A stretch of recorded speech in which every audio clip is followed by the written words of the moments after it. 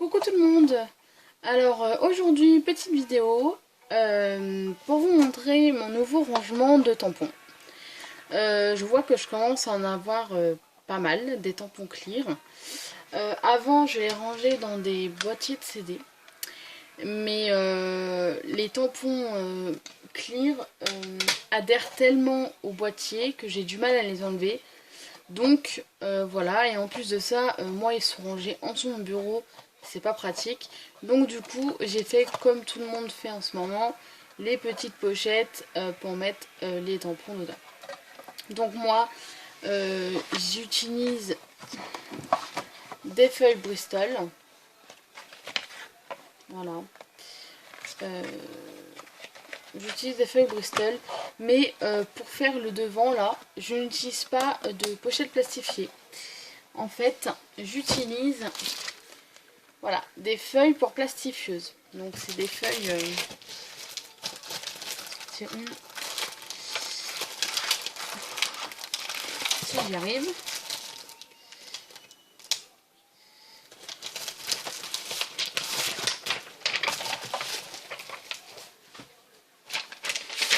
Deux. Donc en fait, ce sont des feuilles comme ça, que l'on ouvre en deux.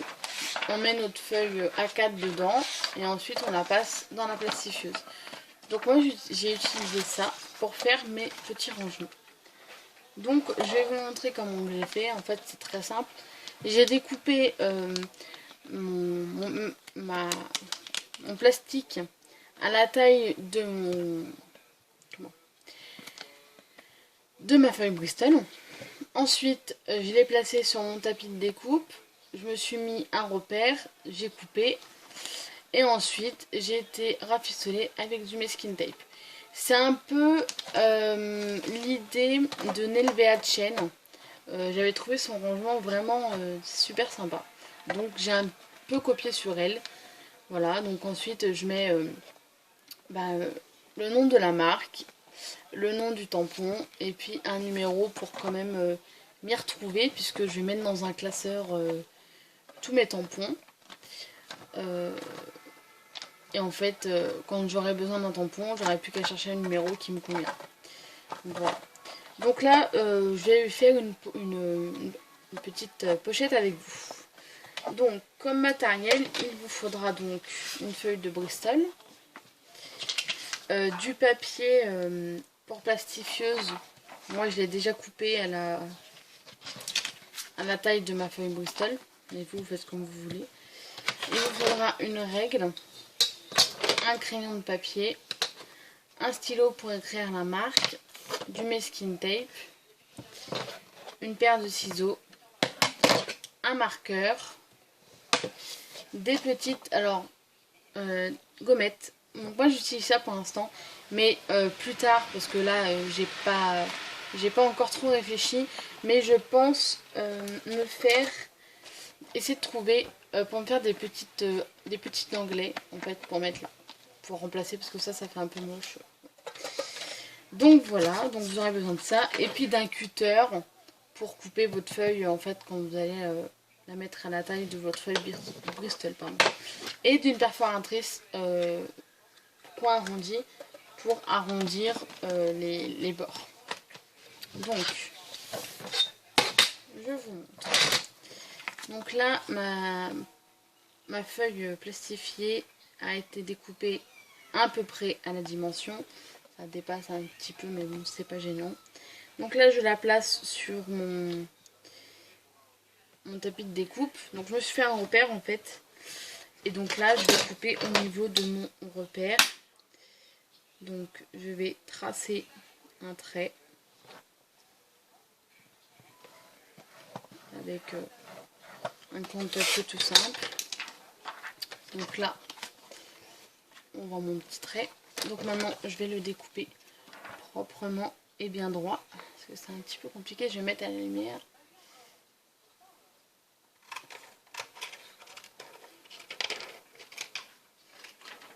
Bon, il va pas être droit, c'est pas grave, tant pis. Non, il n'est pas droit. C'est pas grave. Donc, ça, les chutes, vous les jetez pas, hein, vous les utilisez. pour faire autre chose, mais vous les jetez pas. Ça peut toujours servir. Donc là, moi, je vais recouper un petit peu là parce que du coup, ça dépasse. Sans que la feuille se plie parce que... Bon, je vais le mettre dans l'autre sens.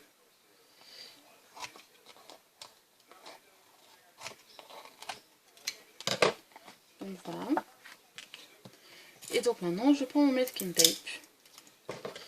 Je vais couper proprement. Là. Donc maintenant, je prends mon masking tape. Je cadre pas bien en plus.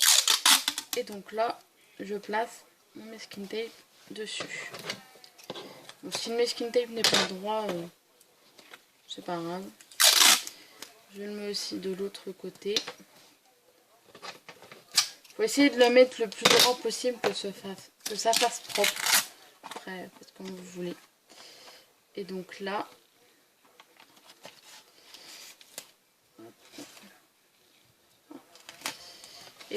on va rabattre le masking tape. Donc là, c'est trop petit, donc j'étais obligée d'en mettre un deuxième morceau. En fait, je vais juste placer un morceau.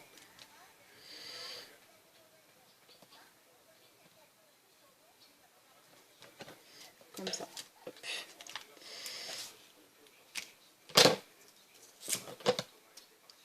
Oh non.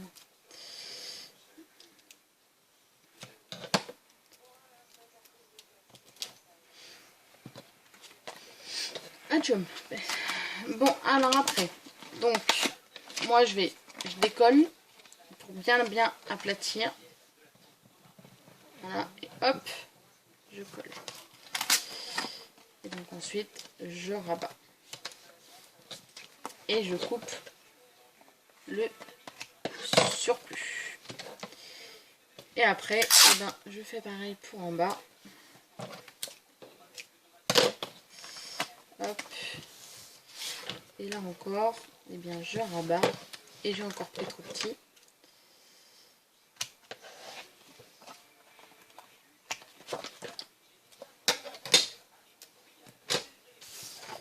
Je vais remettre un petit peu de...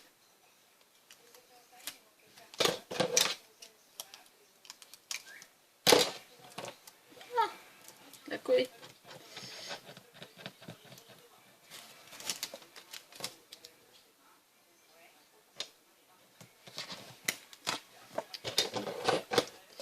Et donc après, on coupe le surplus. Donc là, on a notre pochette. Donc maintenant, on prend notre perforatrice et on coupe les coins. Hop.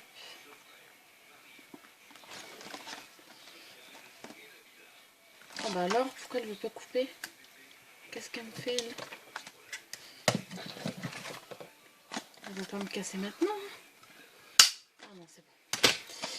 Donc voilà, donc là après vous avez votre ouverture. On y place la planche de tampon. Hop. Et on marque. Bon alors après, soit vous marquez à la main, soit vous tamponnez. Enfin après vous faites comme vous voulez. Vous n'êtes pas obligé de marquer devant, vous pouvez marquer aussi ça derrière. Ça pose pas de problème. Mais moi derrière, je pense faire avec du papier à motif ou autre pour recouvrir en fait, pour pas qu'on voit les raccords du masking tape. Ça viendra après. Donc là, je sais pas comment elle s'appelle cette planche. Elle n'a pas de nom sûrement. Donc tant pis. Hop, je vais juste marquer la marque, donc Hobby Dreams. Et puis je vais mettre Forever. Bon, j'écris pas très bien. Une écriture qui n'est pas terrible, mais voilà. Donc après, je mets ma petite pastille. Là, ma dernière pochette de tampons, c'est la numéro 11. Donc là, ça sera la numéro 12. Donc je prends mon marqueur et je marque 12. Voilà. Hop. Et ensuite, je le place dedans. Et voilà, on a fait notre pochette pour ranger notre tampon.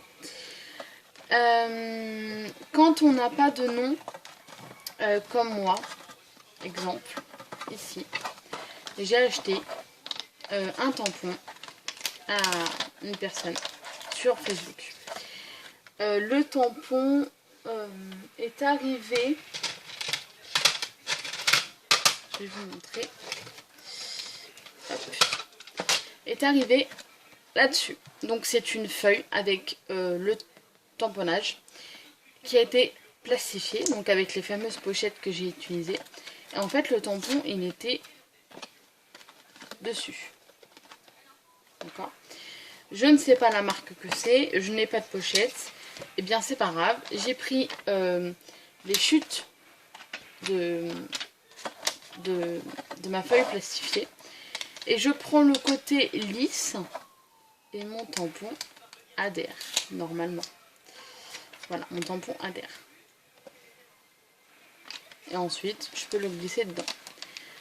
Donc voilà, une petite astuce encore si vous avez perdu les petites...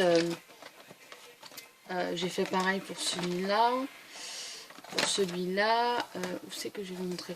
Si vous avez perdu en fait les petites pochettes là, c'est où on met. Ben, voilà une astuce. Moi j'ai pas de nom de marque parce que comme je l'ai acheté, je ne sais pas quelle est la marque. Donc je fais comme ça.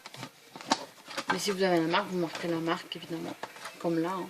Voilà, Artemio, Conte de Fées, etc. Voilà. Donc voilà, donc c'était juste pour vous montrer mon petit rangement de tampons actuel du coup. Voilà, faut que je trouve une technique pour ranger mes tampons bois parce que je n'en peux plus, mais je n'en peux plus. C'est dans des petites valises, je m'en sers du coup très peu parce que ben faut tout enlever pour les prendre. C'est une galère totale. Je sais pas du tout comment je vais faire pour les ranger, mais je vais trouver un moyen, ça c'est sûr, faut que je trouve un moyen. Juste avant de vous quitter, il faut quand même que je vous précise, mon masking tape était aussi rempli que celui-là. Voilà comment il est après 12 pochettes.